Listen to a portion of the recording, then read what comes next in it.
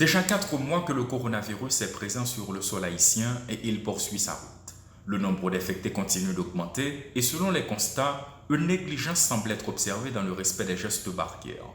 Un peu partout dans la capitale, des citoyens circulent sans protection comme si de rien n'était. Si 2 mois plus tôt, nombre d'entre eux pensaient à se protéger, désormais le tableau est différent. Entre amis, devant certaines maisons et même sur les places publiques, la vie suit son cours normal.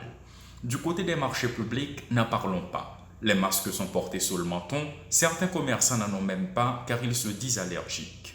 De notre côté, il y a les entreprises. Les mois passés avant d'y pénétrer, on devait obligatoirement se laver les mains avec de l'eau chlorée. Désormais, on se contente souvent d'une simple prise de température corporelle.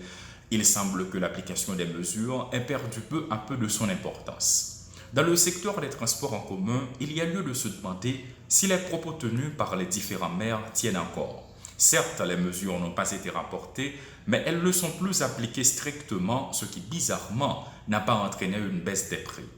Depuis quelque temps, les tap-tap chargent jusqu'à 10 passagers et on observe jusqu'à 3 personnes assises par rangée dans les bus. Qui plus est, c'est dans ce contexte de relâchement que le pouvoir en place décide de rouvrir le pays et de relancer l'activité.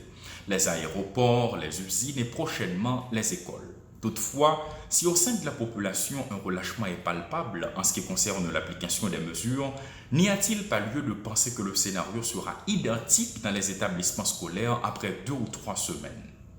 La barre symbolique des 6000 contaminés au coronavirus a été franchie et de nouveaux cas continuent d'être enregistrés presque quotidiennement. Certes, les chiffres ont connu une baisse réelle ces derniers jours, mais la maladie est toujours présente.